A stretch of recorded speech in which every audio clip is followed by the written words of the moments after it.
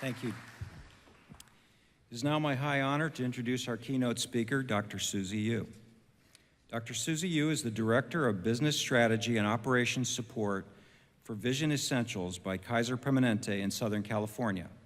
Dr. Yu's role is to develop and implement strategy for more than 300 doctors of optometry who care for over 700,000 patients annually. She also identifies new technologies for optometry in our complex and rapidly evolving healthcare environment. Dr. Yu served on the California State Board of Optometry from 2003 to 2011. Dr. Yu was elected to the Board of Directors of the Association of Regulatory Boards of Optometry in 2009 and served as president from 2015 to 2016. As chair of ARBO's Council on Optometric Practitioner Education, Dr. Yu was instrumental in the program's recognition as being substantially equivalent to the Accreditation Council for Continuing Medical Education and in their acceptance into the Joint Accreditation for Interprofessional Continuing Education, together with medicine, nursing, pharmacy, and physician assistants. That's a big deal. Dr. Yu earned her Doctor of Optometry degree from the UC Berkeley School of Optometry in 1996. She and Dean Bullimore were in the same optics classroom, albeit on different sides of the lectern. She earned an MBA from the Anderson School at UCLA and was recognized as one of Vision Monday's optometric business innovators in 2012. As well as those professional accomplishments, Dr. Yu is a wife and mother of 2 kids. Now, without further ado, please welcome Dr. Susy Yu.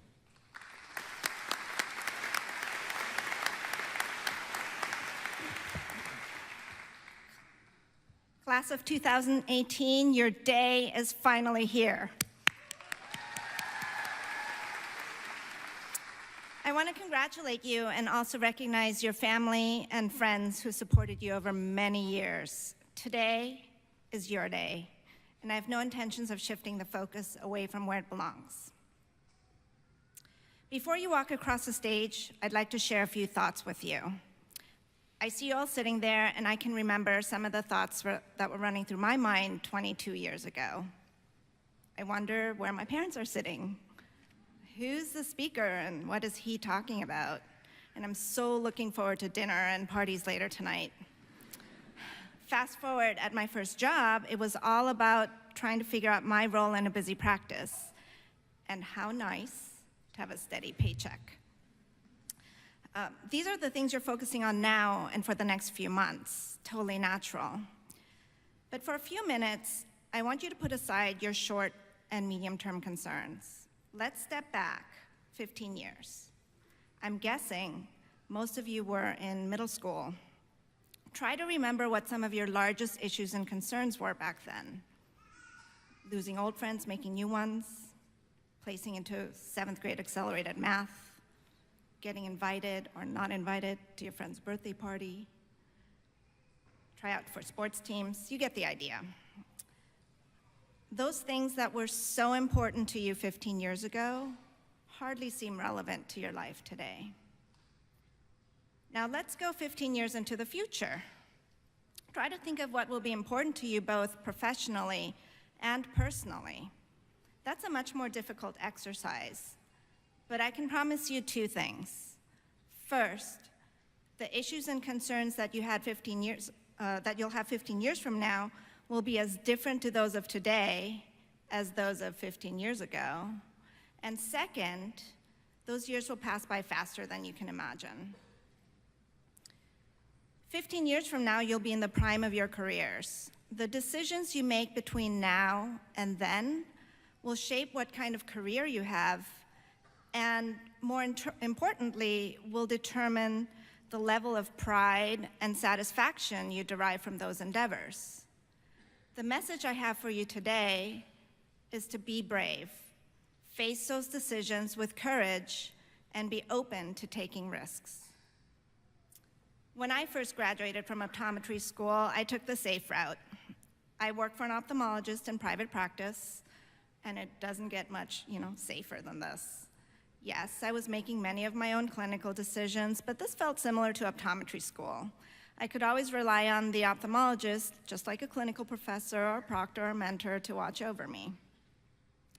A year later, as I was ready to move on, I found myself working as a staff OD for Kaiser Permanente, a very stable job.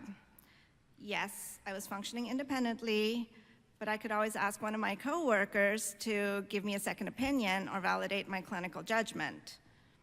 We were a great team, many of us in a similar phase of life, newly married, having kids. Work was comfortable and mostly fun. However, a large group practice is not for everyone. One of my colleagues chafed at the bureaucracy, rules, policies, and hierarchy. After a decade at Kaiser Permanente, she decided to move to private practice. She didn't buy an existing practice or go work for someone else. She opened her own office cold. Her kids were young, and she wanted to have more control over her schedule. She and her husband found the courage and took a huge risk. She left a stable Kaiser job with great benefits, and she worked incredibly hard every step of the way to create something that fit her life. She made up her own rules, her own schedule, and was able to spend more time with her children than would have been possible in her old corporate job. 7 years into my own clinical career, I also faced a fork in the road. My boss, the head of vision services for Southern California, asked me to join his leadership team and help grow optometry and optical within Kaiser Permanente. He was creating a brand new position that blended long-term strategy with operational execution. I was faced with a major dilemma. Am I brave enough to take a job that would take me out of clinical practice? And what about all those years I spent learning how to be a doctor? And I'd be leaving a safe and secure job to try something much more uncertain. That was right after I had graduated from business school at UCLA. There I learned how different the business world is from patient care. Clinical practice involves identifying a problem and ideally finding a concrete solution. The goal is to reduce or eliminate the risk of an adverse outcome. In a management context, very rarely do we have all the information needed to make a perfect decision. We try to gather as much data as possible, analyze the results, and make the best decision we can. Rather than concrete answers to problems, business is ultimately about risk management. There's risk to choosing one way or another. There's also risk in maintaining the status quo, the risk of missed opportunities. So I took the job. Although I no longer have the opportunity and the privilege to take care of an individual patient, I have the opportunity to improve the health outcomes of an entire population. A major part of my job is to craft protocols that help Kaiser Permanente provide high-quality eye care to millions of patients in a cost-effective manner. This is critical because no healthcare organization has unlimited funding. We have to be good stewards of our resources to prevent the entire system from collapsing. So I have a business job with an important public health mission rolled in. This is a good fit for me, and I never would have ended up here without taking a big risk. Now, I want to make it clear that my message to you is not that all of you need to find a good, stable job and leave. Some of you will manage systems and look after populations. Some of you will do research and teach. Many of you will take care of individual patients. Wherever you find yourself, keep in mind that there'll be a need for you to be brave and make courageous choices. One example is the degree to which technology will alter the entire landscape of healthcare. Technology has completely changed how people shop, and it's also changing how and where people expect to receive their health care. That's an entirely different topic, but I want to point out that you will need to decide how you will respond. It's possible that certain applications of new technology may not be the optimal way to take care of an individual patient. At the same time, innovation and change in the overall system may lead to a healthier population of people. You will have to figure out how to find that balance in your future practice. Technological disruption does not have to threaten the very core of our professional identity. Not if we define our profession as more medical, more health outcomes-based, and less refractive and procedural.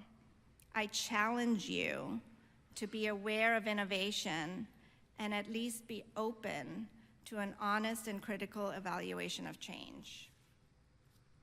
Your generation will need to be nimble, flexible, creative, and adaptive. Push the boundaries of our profession. Take some risks. Try new ways, new devices, new delivery and communication systems, new treatments. If you don't participate in the process to create new ways of doing things, you may find our profession changing in ways you don't like. And it's easy to blame others, blame the environment, blame circumstances. It takes courage and strength to acknowledge your role. Be part of the solution. You have the opportunity to help define the future of our profession. Broaden your view and advance yourself. Find the courage to ride the wave of change so you can take better care of your patients and promote your values and priorities as a doctor. If you can do that, I assure you, 15 years from now, you'll find yourself in a challenging, fascinating, and satisfying career, and you'll be looking forward to the 15 years after that. I want to thank Dr. Bollamore for the opportunity to join you today, and thank you as well, Dr. Alexander, Board of Trustees, faculty, alumni, and all of the distinguished guests. And class of 2018, today's the end of a long road and also the start of a new journey. Take risks, be brave. Congratulations and best wishes. Hold on, I'm going to have you just come over here to the side. Thank you very much for your great speech, and I'm really excited to take a few risks after that one. I'm really feeling risky today, so but it was a great message because really, you never know where life takes you, and I think that's the true message. So we want to thank you for this for your time today. We have a little certificate of the moment, and we have a small gift of our appreciation for your being here. Thank you very much. Thank you. It's wonderful.